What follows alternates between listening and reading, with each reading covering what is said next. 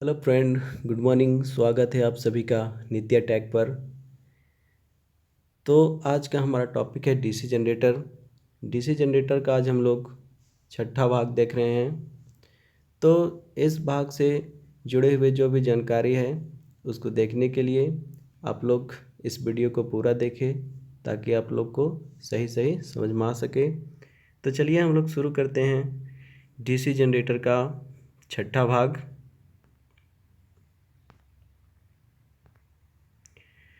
तो इस भाग में आज हम लोग डीसी जनरेटर से रिलेटेड कुछ जो क्वेश्चन जो है उसको सॉल्व कर लेंगे। ठीक है। तो इसमें जो हम लोग क्वेश्चन देख रहे हैं, एक डीसी शंट जनरेटर को, इसका ये दूसरा क्वेश्चन है। ठीक है। एक डीसी शंट जनरेटर को 240 वोल्ट पर 96 एम्पियर करंट लेता है। एक डीसी शंट जनरेटर है जो 240 वोल्ट पर कितना करंट लेता है? 96 एम्पियर करंट लेता है। आर्मेचर का प्रतिरोध क्या है? 0.15 ओम है। फील्ड वाइंडिंग का प्रतिरोध 60 ओम है। माना कि ब्रूस कॉन्टैक्ट्स ड्रॉप, ब्रूस पर जो कॉन्टैक्ट्स ड्रॉप है वो कितना कर लेता है? 2 वोल्ट कर लेता है। अब देखना है कि आर्मेचर करंट और उसमें उत्पन्न होने वाला ईएमएफ क्या होगा। समझ में आ रहा है? तो फिगर में दिखाया गया है। तो चलिए इसको सॉल्व करने का हम लोग प्रयास करते हैं। तो सबसे पहले हम लोग इसका क्या निकालेंगे? Shunt field current. तो शंट फील्ड करंट बराबर क्या हो जाएगा? शंट फील्ड वोल्टेज बता शंट फील्ड रेजिस्टेंस। तो शंट फील्ड वोल्टेज कितना दिया हुआ है? 240। और शंट फील्ड रेजिस्टेंस कितना है? 60 ओम का है। तो इसको हम लोग फार्मूला में इस तरह से पुट करेंगे तो क्या मिलेगा? 4 एम्पियर आ गया। अब नेक्स्ट निकालेंगे हम लोग इसका आर्मेचर करंट। तो आर्मेचर करंट बराबर हम लोग पहले जानते हैं क्या होता है? Load current plus shunt field का करंट। समझ में आ रहा है? तो लोड करंट मेरा 96 एम्पियर है और शंट फील्ड करंट कितना में हमको मिला? अभी 4 एम्पियर मिला। तो दोनों को ऐड कर दिए तो कितना हो गया मेरा? 100 एम्पियर। अब हम लोग नेक्स्ट निकालेंगे आर्मेचर वोल्टेज ड्रॉप। समझ में आ रहा है? Armature voltage drop. तो हम लोग जानते हैं वोल्टेज ड्रॉप बराबर क्या होता है? आई इंटू आर होता है। तो इसी फार्मूला को आगे बढ़ाते हुए यहाँ पर आर्मेचर वोल्टेज ड्रॉप क्या हो जाएगा? आई ए आर ए। समझ में आ रहा है? तो हमारा आर्मेचर करंट कितना है? 100 एम्पियर। और आर्मेचर रेजिस्टेंस कितना है? 0.15 ओम। अब दोनों को मल्टीप्लाई कर देंगे तो मेरा आंसर कितना मिल जाएगा? 15 वोल्ट। नेक्स्ट हम लोग को निकालना होगा इंड्यूस ईएमएफ, यानी कि उसमें उत्पन्न होने वाला ईएमएफ। तो इंड्यूस ईएमएफ बराबर क्या हो जाएगा? Load voltage plus VD armature, यानी कि voltage drop in armature plus क्या हो जाएगा? Voltage drop in brush. समझ में आ रहा है? यानी कि सबका वोल्टेज ड्रॉप को लोड वोल्टेज, आर्मेचर का वोल्टेज ड्रॉप, ब्रश का वोल्टेज ड्रॉप, सारे वोल्टेज ड्रॉप को हम लोग ऐड कर देंगे। तो लोड वोल्टेज है 240, आर्मेचर का वोल्टेज ड्रॉप है 15 और वोल्टेज ड्रॉप इन ब्रश जो क्वेश्चन में दिया गया था 2 ओम है। तो तीनों को हम लोग कैलकुलेट कर देते हैं तो कितना मेरा आंसर आया? 257 वोल्ट प्राप्त हुआ। इसी तरह से आप आगे हम लोग निकालेंगे आर्मेचर करंट। तो आर्मेचर करंट हमको कितना मिला है? 100 एम्पियर मिला। और इंड्यूस ईएमएफ कितना मिला? 257 वोल्ट। तो इस तरह से ये क्वेश्चन सॉल्व हो गया है। चलिए नेक्स्ट क्वेश्चन की ओर हम लोग ध्यान देते हैं। तीसरा क्वेश्चन है, एक शॉर्ट शंट कंपाउंड जनरेटर, एक शॉर्ट शंट कंपाउंड जनरेटर है जो 100 एम्पियर 110 वोल्ट पर दे रहा है। जनरेटर के आर्मेचर की रेजिस्टेंस 0.05 ओम, सीरीज फील्ड की रेजिस्टेंस 0.04 ओम, शंट फील्ड की रेजिस्टेंस,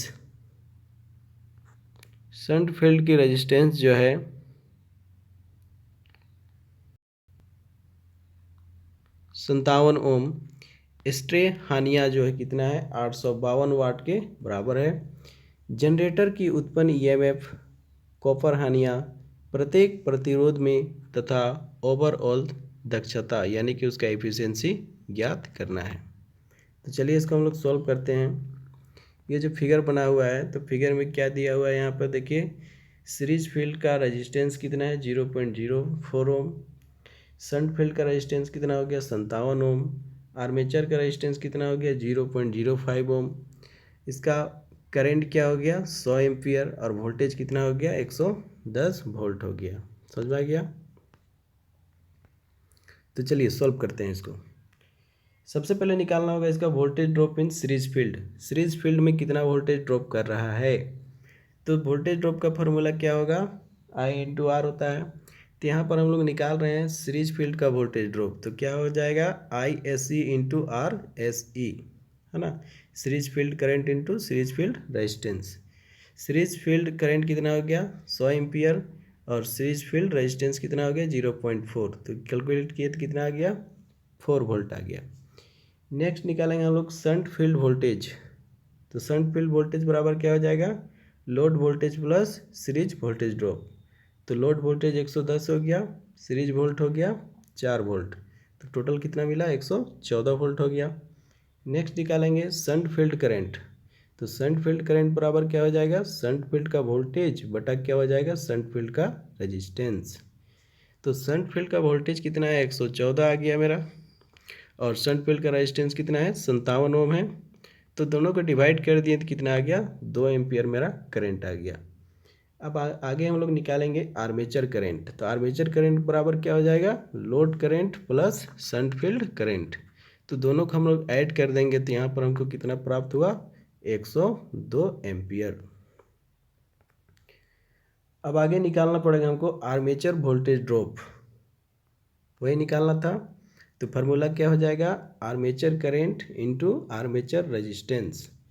तो आर्मेचर करंट कितना है 102 एम्पियर और आर्मेचर रेजिस्टेंस 0.05 ओम। दोनों को जब कैलकुलेट करेंगे तो क्या मिलेगा 5.1 वोल्ट। नेक्स्ट हमको निकालना पड़ेगा इंड्यूस ईएमएफ, यानी कि उसमें उत्पन्न होने वाला ईएमएफ। तो ईएमएफ क्या उत्पन्न होगा यानी कि टोटल पीडी यानी कि पोटेंशियल डिफरेंस कितना है, सीरीज फील्ड कितना वोल्टेज ड्रॉप कर रहा है, आर्मेचर कितना वोल्टेज ड्रॉप कर रहा है। तो अगर सारा वोल्टेज ड्रॉप को हम लोग कैलकुलेट करेंगे तो उसके बाद ही हमको क्या मिलेगा जनरेटर में उत्पन्न होने वाला ईएमएफ प्राप्त होगा। समझ में आ रहा है। तो पोटेंशियल डिफरेंस यानी कि उसका वोल्टेज कितना है 110 volt. Voltage drop in series field कितना निकला था 4 ओम, और आर्मेचर का वोल्टेज ड्रॉप कितना प्राप्त हुआ 5.1 ओम। तो तीनों को हम लोग कैलकुलेट कर दिए तो कितना प्राप्त हुआ हमको 1112.1 वोल्ट। समझ में आ रहा है। फिर हम लोग नेक्स्ट निकालेंगे इसका कॉपर लॉस, है ना। तो copper loss in series field. तो सीरीज फील्ड का कॉपर लॉस का फॉर्मूला क्या हो जाएगा आई स्क्वायर एस सी। समझ में आ रहा है आर एस सी।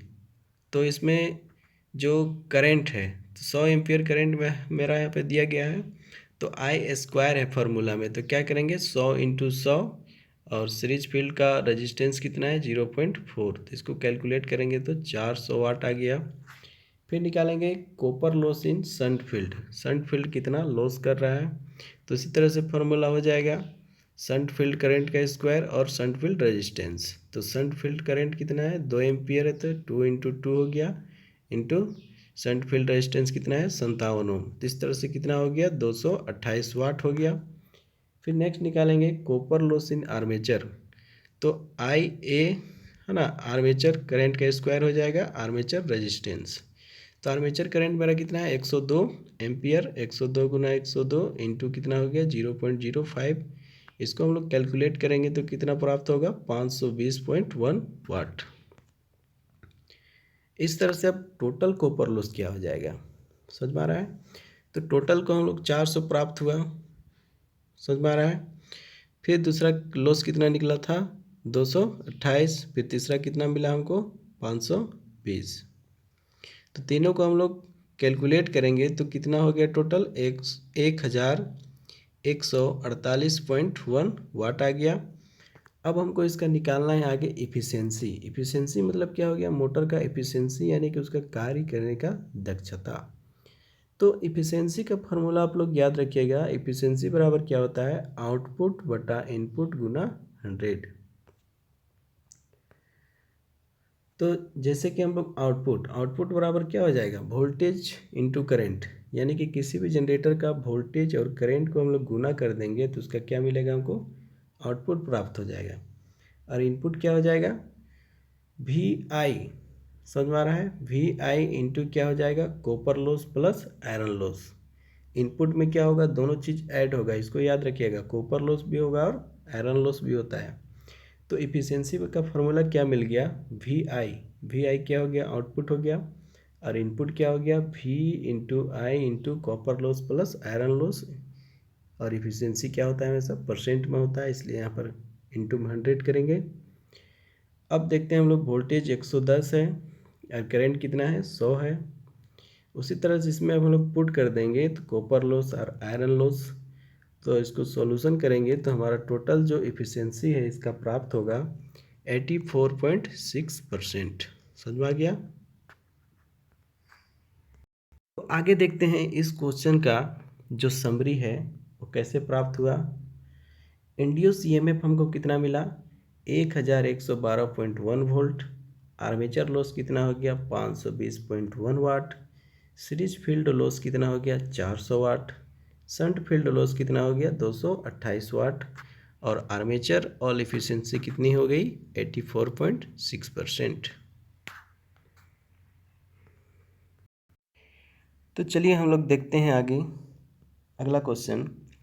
एक क्या है, लॉन्ग शंट कंपाउंड जनरेटर है जिसको 240 वोल्ट फुल लोड वोल्टेज पर 100 एम्पियर करंट देता है।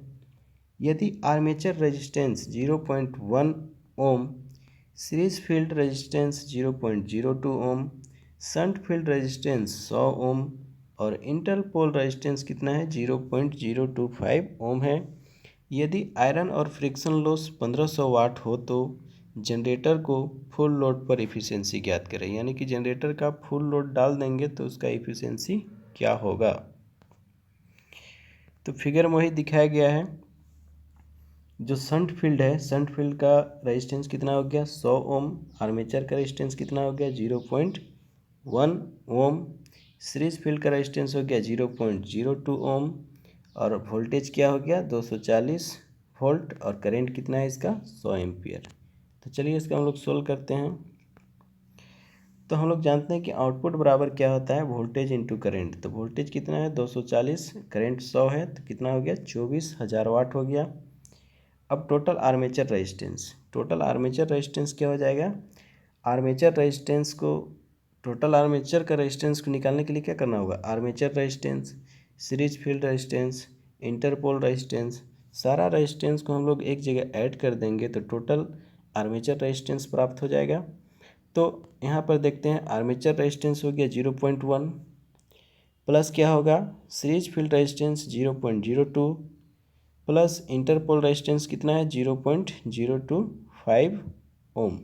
तो तीनों को हम लोग कैलकुलेट कर दिए तो क्या प्राप्त हुआ, 0.15145 ओम। तो टोटल ये आर्मेचर रेजिस्टेंस निकल गया। अब हम लोग निकालेंगे शंट फील्ड करंट। तो शंट फील्ड करंट का फॉर्मूला क्या हो जाएगा, शंट फील्ड वोल्टेज बटा शंट फील्ड रेजिस्टेंस।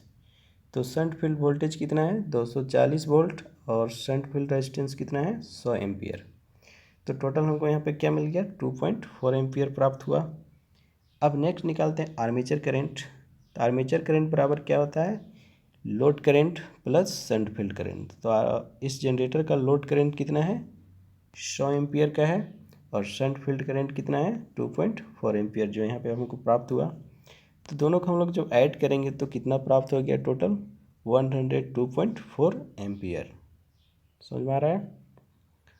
अब हम लोग निकालेंगे shunt field copper loss. Shunt field में कितना कॉपर लॉस हो रहा है, तो क्या हो जाएगा, शंट फील्ड करंट का स्क्वायर और शंट फील्ड रेजिस्टेंस। तो शंट फील्ड करंट कितना है, 2.4, तो 2.4 इंटू 4 हो गया, इंटू क्या हो जाएगा, शंट फील्ड रेजिस्टेंस कितना है, 100 एम्पियर, 100 ओम है। तो दोनों को हम लोग तीनों को कैलकुलेट करते हैं तो हमको प्राप्त होता है 575 वाट। नेक्स्ट निकालेंगे हम लोग copper losses in armature current. तो copper losses in armature current का फॉर्मूला क्या हो जाएगा, आर्मेचर करंट का स्क्वायर और आर्मेचर रेजिस्टेंस हो जाएगा। अब टोटल इसको हम लोग कैलकुलेट करेंगे, इसका वैल्यू पुट कर देंगे तो कितना प्राप्त हुआ 1521 वाट। अब हमको निकालना क्या था इस क्वेश्चन में, इफ़िशेंसी निकालना था। तो इफ़िशेंसी का फॉर्मूला क्या होता है हम लोग जानते हैं, इफ़िशेंसी बराबर क्या होती है, आउटपुट बटा इनपुट इंटू 100। तो इस फॉर्मूला में हम लोग पुट करेंगे। इसमें पुट करने से पहले क्या करना होगा हमको, टोटल लॉस यानी कि जनरेटर का टोटल लॉस निकालना होगा, ठीक है। तो टोटल कॉपर लॉस कितना हो रहा है, स्ट्रे लॉस कितना हो रहा है ना। तो टोटल कॉपर लॉस कितना हो गया 576 वाट, प्लस इसमें जो स्ट्रे लॉस है, स्ट्रे लॉस में क्या क्या लॉस आ जाएगा, आयरन लॉस और फ्रिक्शन लॉस। तो आयरन लॉस कितना है 1521 वाट, और ये जो फ्रिक्शन लॉस कितना प्राप्त हुआ हमको 1521 वाट आर्मेचर करंट, और इसका जो लॉस दिया हुआ है फ्रिक्शन लॉस, देखिए यहाँ पर फ्रिक्शन लॉस इसका दिया हुआ है, देखिए यहाँ पर समझ में आ रहा है, फ्रिक्शन लॉस यहाँ पे दिया हुआ है 1500 वाट। तो तीनों को जब हम लोग मल्टीप्लाई कर देंगे तो टोटल कितना आ गया, तीनों को जब ऐड करेंगे तो टोटल कितना आ जाएगा 3597 वाट। समझ में आ गया। हम लोग जानते हैं कि हम लोग जानते हैं कि इनपुट बराबर क्या होता है, आउटपुट प्लस लॉस। तो इस फॉर्मूला में हम लोग पुट कर देंगे, यानी कि इसका क्या लिखेंगे, इफिशिएंसी बराबर क्या होता है, पीछे देखिए, इफिशिएंसी बराबर क्या होती है, आउटपुट बटा इनपुट। तो आउटपुट कितना हो गया 24,000 वोल्ट, तो 24,000 वोल्ट आउटपुट प्लस लॉस कितना हो रहा है 3,597 इंटू 100। तो टोटल कितना आ जाएगा 87%।